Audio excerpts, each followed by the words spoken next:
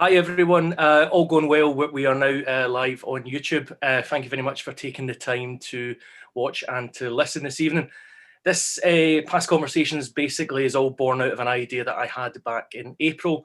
I'm a history teacher and I wanted to try and create sort of engaging and interesting content for my students to be able to watch whilst they were at home in lockdown. And since then, in a humble sense, it's sort of grown arms and legs in the best possible way. And more people have been coming along to watch with the videos that we've recorded and the things that we've been putting up online. So today is 20, and I'm lucky enough that across 2 sessions tonight, I've got 17 of the people that I've already spoken to back for a live YouTube. The first time that certainly I've ever done anything like this, and speaking around the room for most of us, something that we've never done before. So we're hopeful. We're hopeful that it's all going to go well and it's all going to be fun. And it really is about trying to enjoy ourselves tonight. So it is. So we're all kind of sitting in our houses, locked down, most of us certainly. Hi everyone, all going well. We are now live on YouTube. Thank you very much for taking the time to.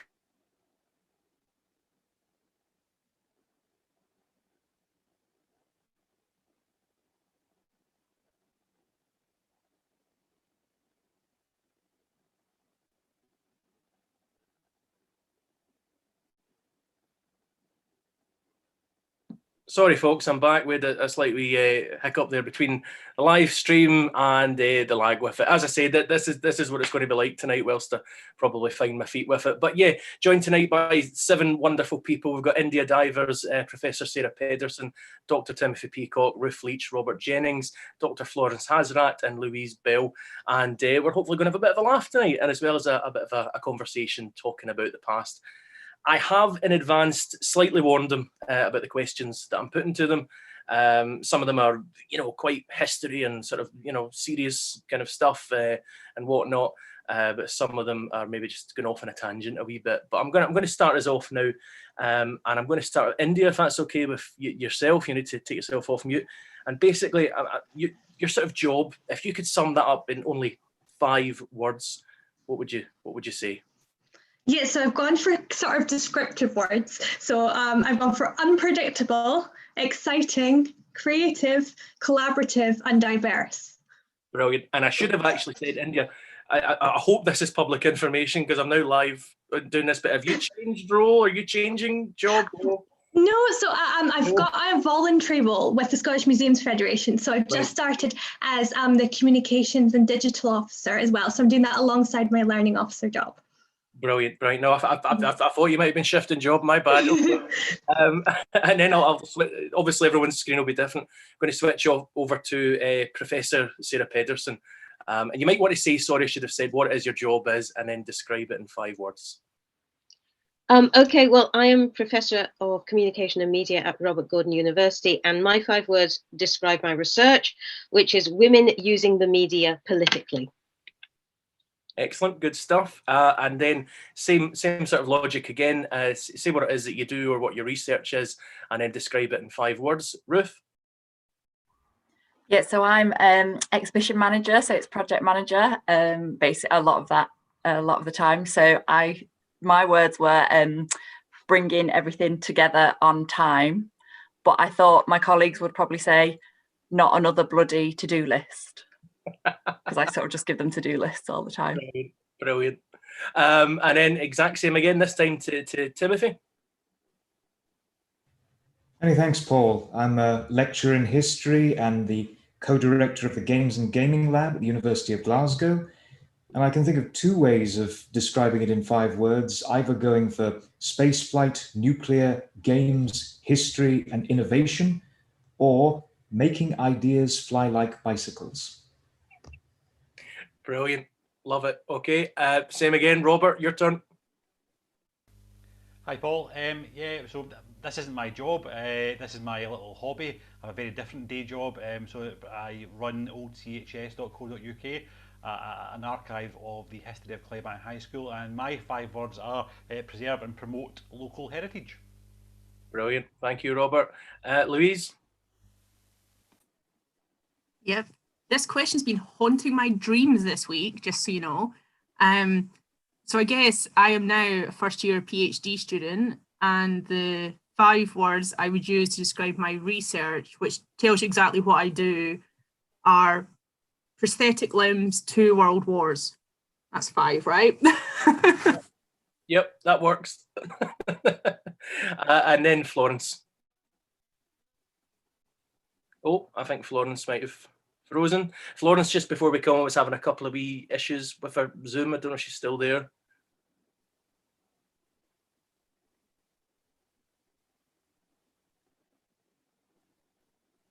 Right, we'll try and come back to Florence, so we will, because we're not picking anything up. Sorry about that, sorry. Okay, so this one might seem mundane, but it's I think it's going to be quite interesting when we actually get into it and talk about it. Broadly speaking, we're all kind of within the same sort of sphere of, you know, heritage and history, and Florence looks at grammar and punctuation, and Sarah communication and these types of things. But broadly speaking, the areas are all kind of the same. And I'm sort of wondering, is there an object that you use in your job that I'm saying is probably really underrated, because if you were to take it away, then you probably couldn't do your job without it? Ruth, can I start with you? Yeah, sure. So literally just a pencil.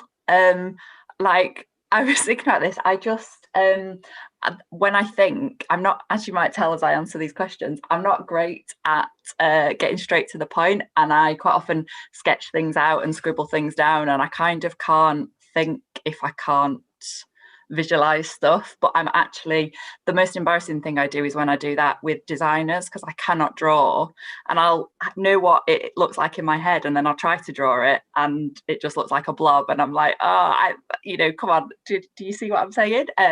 So that's always pretty awful. But yeah, just a pencil so that I can scribble things down. Brilliant, good stuff. Sarah, same question. Well, mine's something that I think we're using a lot of at the moment, and it's the internet. As a researcher, most of my sources these days are on the internet, so that's absolutely brilliant. And because I'm in Aberdeenshire, it means that I'm visiting libraries that I wouldn't actually be able to physically go to. But it also means that I can do this kind of thing and, appear in webinars really all over the world. And my students are all over the world. So I'm running seminars where I've got somebody in Bulgaria, someone in Romania, and someone in Paraguay. And we're all just talking in a seminar for 2 hours. So the internet. Excellent, love that. And on that subject of sort of people around the world talking, we are live on YouTube, so if anyone wants to put any comments or questions or anything at all, they can in the chat box at any point, and I'll try my best to pick up on that as we go. Tim, same question. Really difficult question, Paul. It's very difficult to find an object that is underrated. I think certainly the importance of the computer and the internet, but that's not really underrated. So underrated, I'd have to say porridge. I have porridge 3 times a day because of digestive health issues, and it is amazing in terms of energy. And I think energy is particularly important to be able to spin all the plates and that. So yeah, I'll go for that. I like it. I like how you've really picked up on the underrated part of the question as well, which is good. I'm just going to check, Florence, are you hearing us? And hopefully we can hear you. We just can't hear you. That's the problem. Sorry, Florence. I don't know if it's worth logging out and coming back in, but I think you've done that already. But we're not hearing you at the moment. Sorry. Who have I not been to? Ruth. No, I went to you, didn't I? No, I did. Did I not? Yeah, I have. Right. Okay, Louise. Yeah, so I kind of went for the same answer as Ruth, because I'm living in the world where I can actually go back to archives and actually do some research, and you 100% need a pencil in an archive, don't you? I mean, I know you can take your laptop and do that, but I'm old school and like a sort of pencil and notebook to take my notes with it. So also we can't do it just now, but once we're free to roam and go around archives and stuff again, definitely a pencil without a rubber on the end, obviously, as well, for going into an archive. All these pencil users. I can't remember the last time I used a pencil. I can't, honestly. Okay, Robert, I've not been to you yet, have I, for this one? No. No, we haven't. Originally, I was going to say something like my mobile phone, because most of my work is done on the mobile. I publish things on Twitter, I update the website, that kind of thing, using the mobile phone. But I was kind of thinking about it earlier today, and it's probably something a little bit more abstract, and it's people's memories, or perhaps the recording of those memories and things happening. And it's probably because I kind of worry for somebody in my position in 100 years' time. What will they know of our time? We're probably recording a whole load of things just now digitally, taking photographs every 2 minutes. But where do they go? And where do we store them? Looking at the school archive just now, it was a rare thing to have photographs taken. So when they were protected, and we've got them now. I kind of fear for the historians of the future and the archivists of the future as to how much they'll actually know about the kind of how things happened, especially at school time now, with photographs of classes and records, everything being digital. There's nothing on paper. So I suppose without the records, I couldn't do it. Without the memories of people being actively recorded, I couldn't do it. And we've seen that in CHS, that when we lost the records through the Blitz, that's a massive gaping hole in our school's history that simply will not be filled again. I think that's a really fair point. It's something that, sort of limited knowledge I have of this that I've picked up on, that we sort of gone from putting paper things into kind of storage and boxes and filing cabinets to now it's kind of all out in the ether almost, and social media and whatnot, and how do we kind of archive that? And I'm sure there are ways, but yeah, not something I know a great deal about. And then I think, if I've not missed anyone, India, you might be last for this one. Yep. Yeah, so for me, I picked my phone because actually something that I learned during my museum studies degree was I didn't have a very good phone, and a lot of the assessments involved taking pictures of things, and all of my pictures were terrible of everything that I had to submit, and it was all just like really kind of blurry and fuzzy. So when I finished my museum studies degree, I went to the phone shop and I was like, I need a good phone with a good camera because I want to work in a museum. So now I've got a bit of a better phone that takes sort of decent pictures, because my job involves like uploading things to social media, and I just have to use my own personal phone to take those pictures. So it is a really important part of the job, having a decent camera. Yeah, totally. Florence, I'm going to try again. I don't know if you're just. I feel heart sorry here. You can't. I don't think you can hear us, or no. I think she's frozen. Okay. Right. The next one. The next question I'm going to ask us is one of the. It's funny, but it's serious. And I'm calling this one "Night at the Museum." And if there were a museum in the world, anywhere in the world, that you could spend an entire night in, which museum would it be, Louise? God, why do I have to go first? I mean, now you said anywhere in the world, I realised I went with really boring local answers, which I just was not imaginative enough for this. Well, can I just say that if I was to go anywhere in the world, it probably would be the Kelvin Grove. So, Oh yeah, so I thought Kelvin Grove first, and then National Museum of Scotland, obviously, and then I was like, they're both beautiful, it'd be lovely, loads of places to go in that, but if you're staying there at night, I mean, it's Scotland, so it's going to be a bit cold in that, isn't it? So actually, I'd quite like to go to Callendar House, and they've got this big, gorgeous fire in the Georgian kitchen, and you could just light the fire, and you'd be warm all night. And it's supposed to be haunted as well, so you can be warm, but also maybe ghosts. Brilliant, love it. Sarah, over to you. Oh, well, I chose the Prado because it has all these portraits in that were in the books that I used at school, for the Tudors and Stuarts, the Philip II and Charles V and everybody. And I just love the Prado. When we went to Madrid for a holiday, and I went there every day, much to the disgust of my family. So I would go back there. Brilliant. Ruth, and then now Ruth, you've got to, I don't know if this puts you in a difficult position being at the Hunterian, but speak your mind. I didn't choose the Hunterian. So I was thinking, like, I'm terrible without sleep. I'm like a little baby, so I would need somewhere that there was a bed. I would need to have some sleep. And then I was like, would I want like a big stately home? No, cold.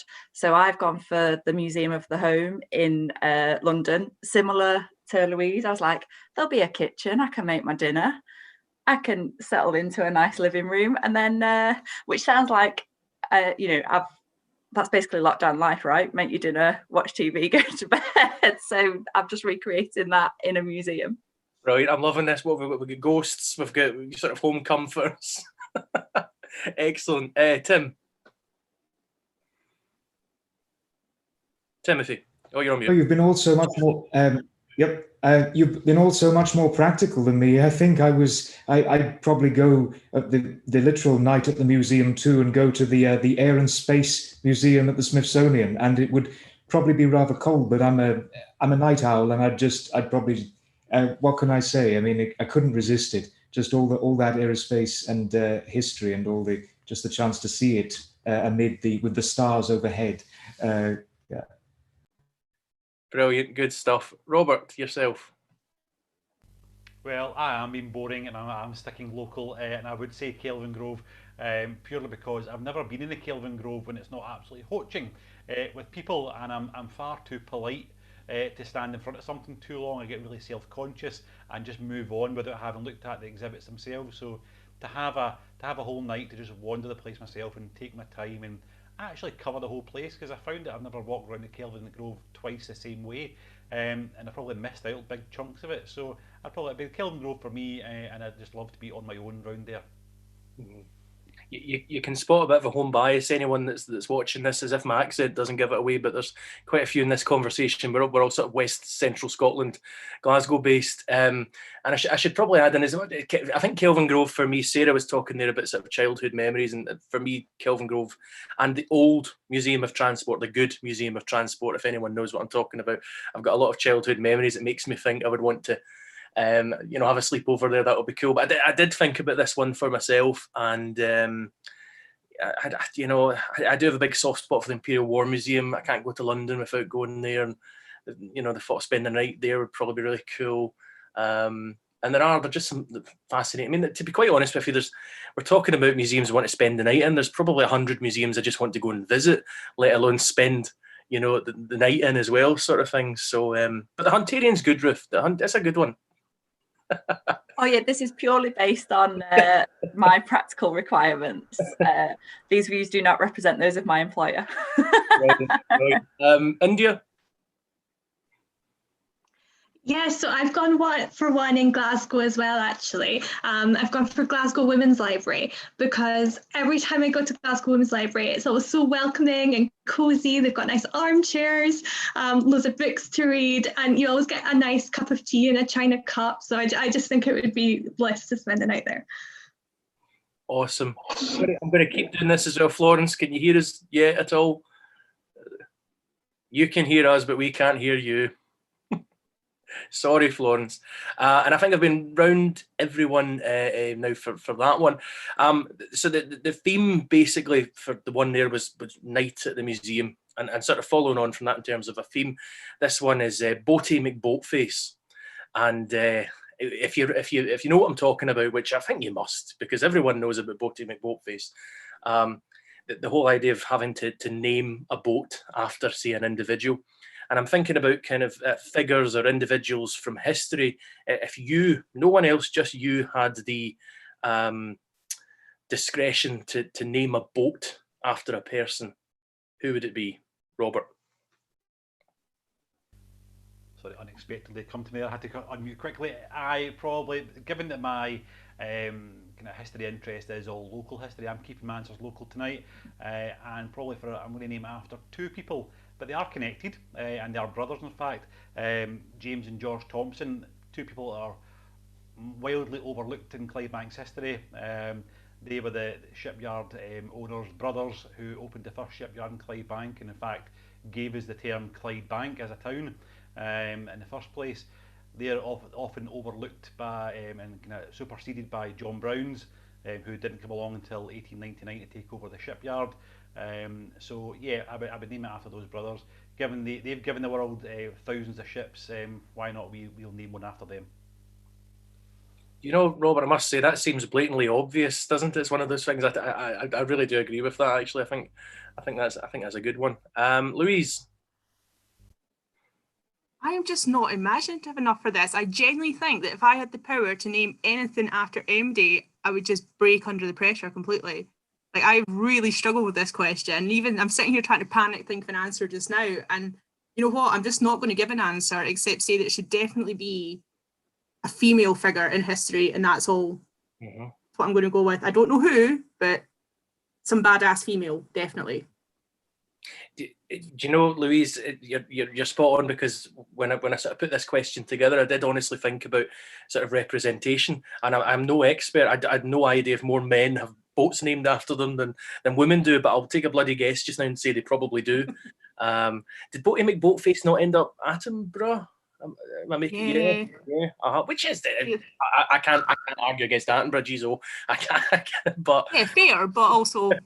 Yeah, no, I think you do. I think you're hitting a really, really good point there. So you do absolutely agree with that. Ruth? Yeah, so I guess maybe continuing the theme, I struggled with this as well, because I was thinking, well, if it's somebody from history that we already know about, do they need a name, a boat named after them? But then I did, in the interest of committing to an answer, I did choose a woman. So Annie Kenney, who was a suffragette. She was a working class suffragette, and most importantly, she's from Oldham, which is where I grew up. So she's obviously brilliant. So deserves a vote. Cool. There you go. And I did see Sarah nodding her head there, because I know that's an area for you research-wise. Your heart's in, so I know you would agree with that, certainly. Sarah, in fact, I'll just come over to you at that point then.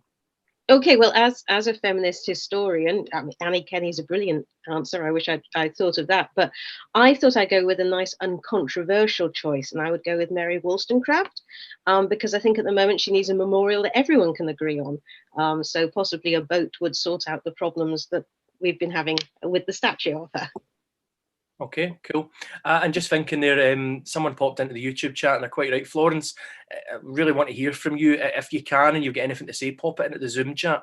And obviously I can read anything out, so that obviously you can answer the questions. Tim, I don't think I've been to you yet for this one. No.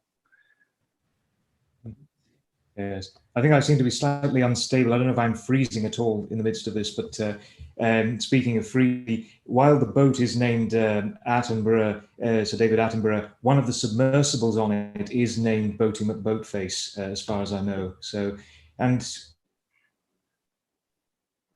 living history, which is Susan G. Finley.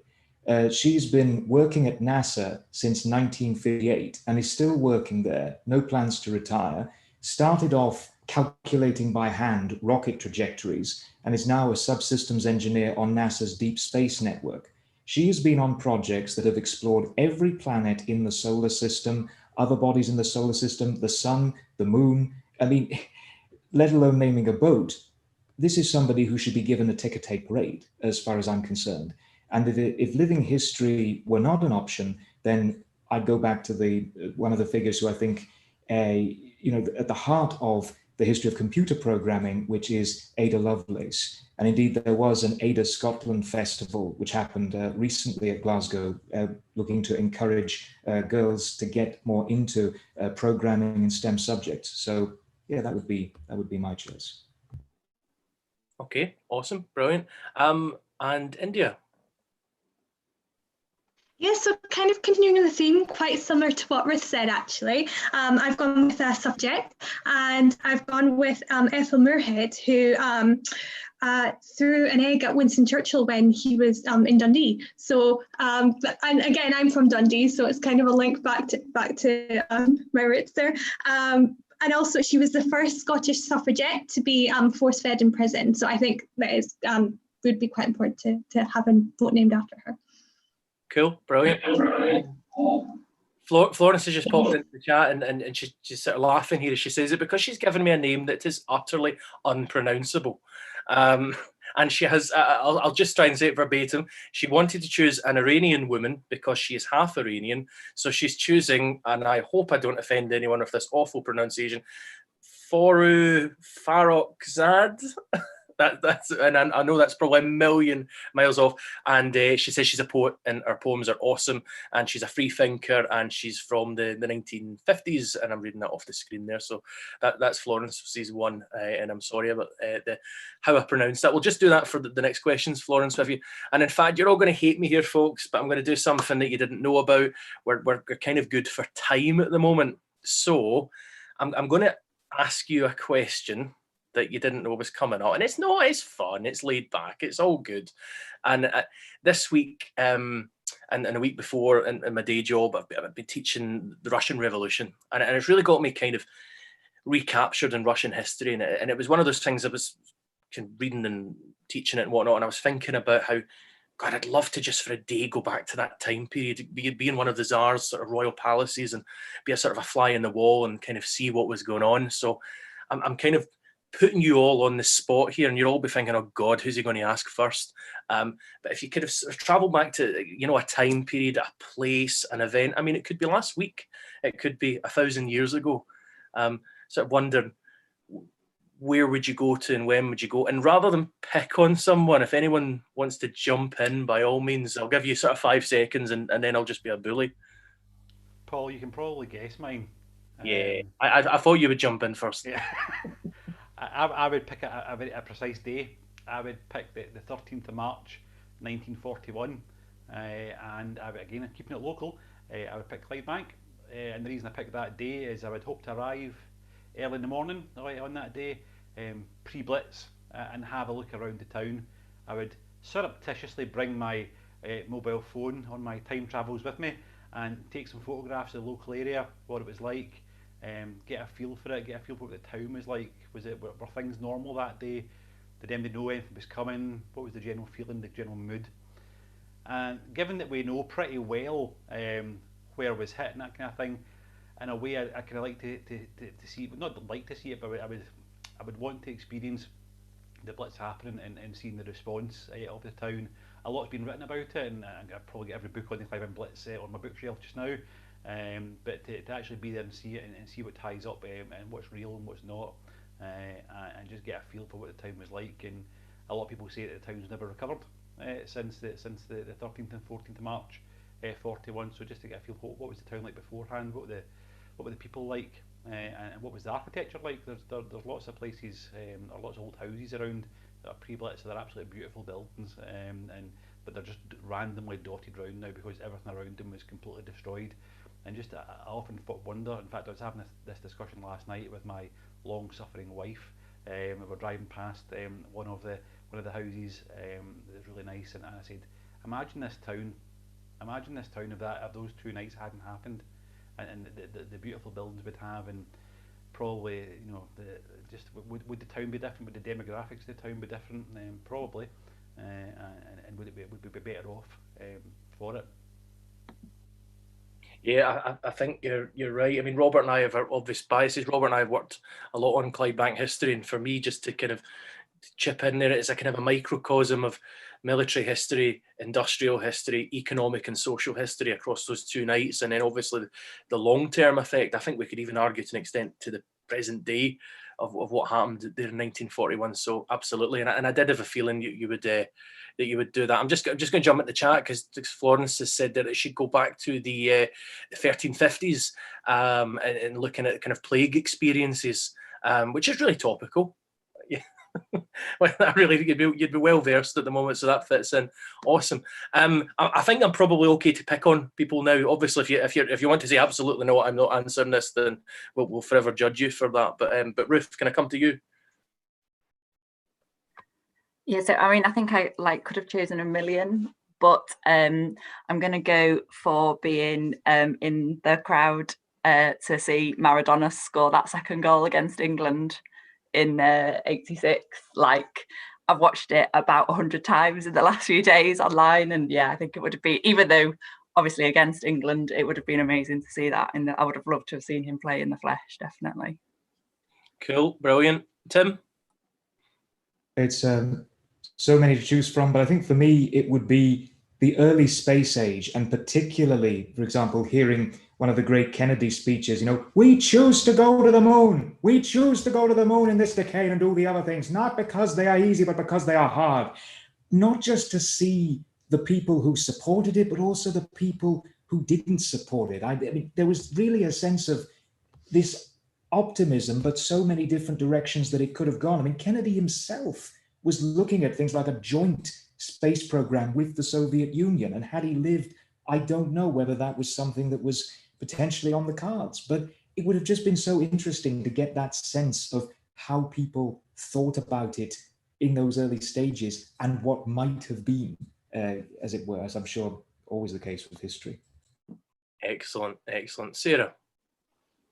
I would go back to 1907 in Aberdeen. In 1907, Mrs. Pankhurst came up and disrupted the music hall, a meeting with Asquith and the Liberal Association.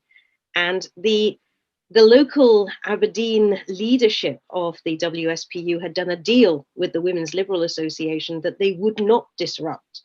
And Mrs. Pankhurst was not happy about that, and she came up by train. And I would just have liked to have been on the platform to see all these women who really didn't want her there, sort of welcoming her.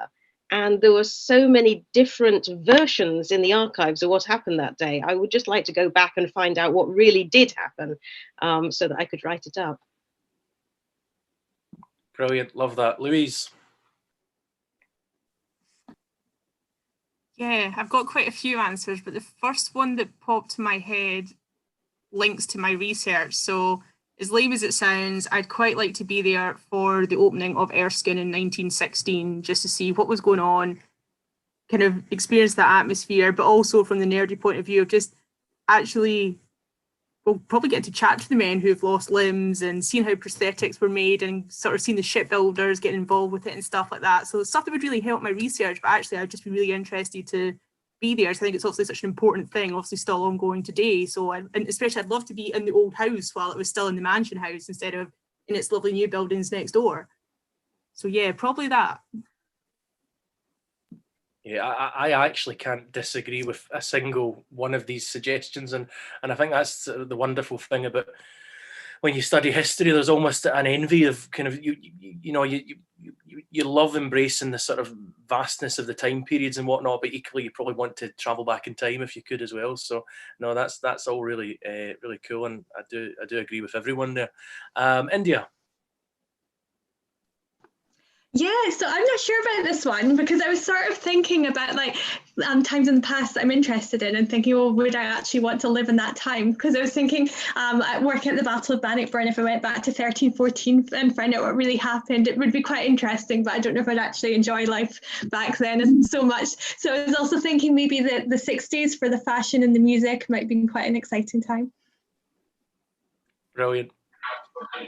Okay, so last question before we finish up is I guess having a look back on your lives so far and thinking about if you weren't doing the job that you were in at the moment, and if you think back to maybe, I don't know, a crossroads in your life, what else do you think you might have been doing if it wasn't your current role? And Robert, that might be a bit interesting for you because obviously we're talking here about your research as well, but I'll start off with India. Yes, this is. I also find this quite a hard question, but I've been going to quite a few sessions at the Fair Museum Jobs Career Summit this week, and there's been a lot going, like a lot of talk about transferable skills. So that really got me thinking about like what the skills are in the job I do now, and how I think it probably would apply to quite a lot of different jobs. So I think things like communication skills, like using my initiative, interpersonal skills, like project management. I feel like there's lots of skills in the job I do that could probably apply to a lot of other jobs. I don't have a specific role that I think, oh, I could do that, but I think there's probably looking a bit wider at what those skills could be applied in, and also thinking just like sort of the wider cultural sector. I think it would be quite cool to experience kind of learning, not just in museums, but maybe theatre or a different kind of part of culture. Awesome. Louise?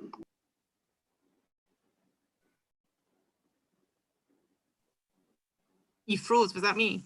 Oh, sorry, Louise. Yeah, it's you. I didn't want to start talking and you'll be like, that's really rude. So I guess the immediate answer is I give up a public engagement role to start doing the PhD. So that's the obvious answer, is that I would be doing public engagement and actually being paid to do that instead of all the voluntary stuff that I do that I love. But looking back to when I was applying to university, I mean, who knows what I've been doing? So initially I didn't apply to do history for a start. I applied to be a primary school teacher and didn't get into that. So I actually initially ended up going to do German and English.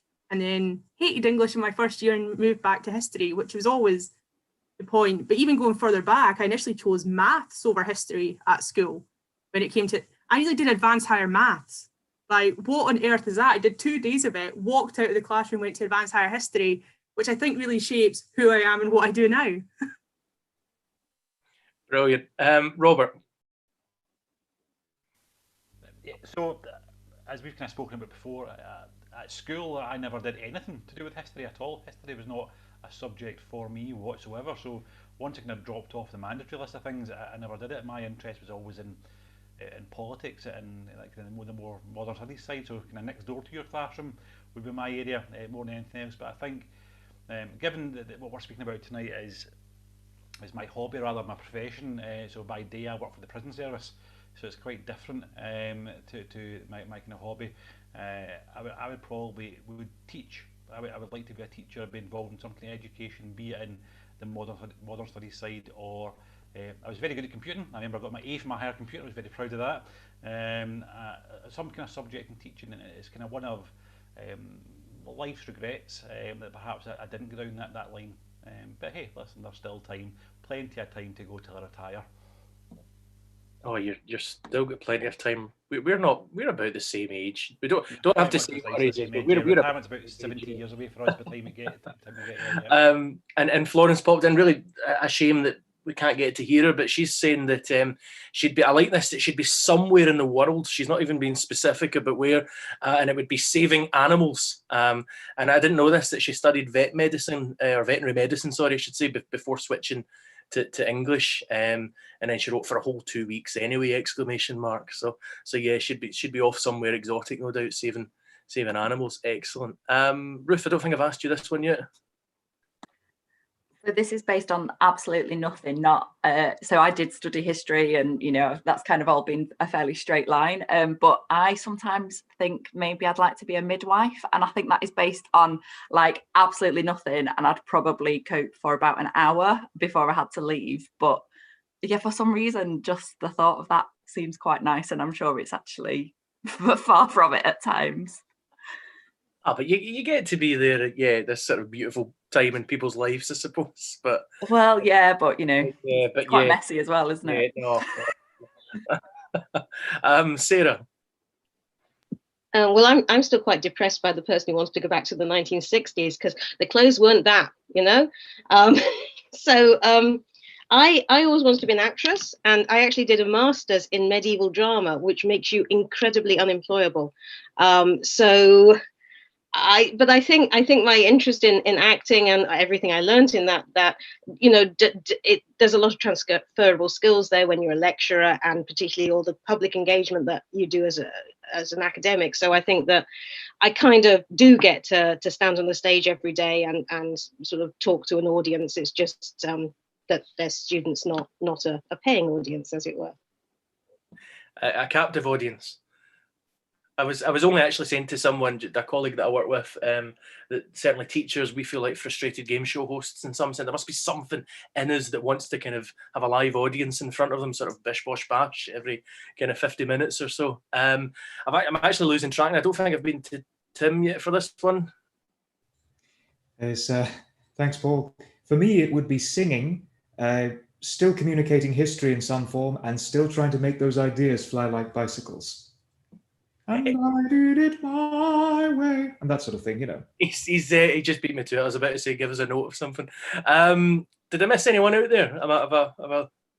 No, I think I went round the houses. Awesome. So thank you very much, everyone. That's us gone through the questions that I had to ask, and that's all been relatively painless, I think, in terms of technical hiccups, hopefully.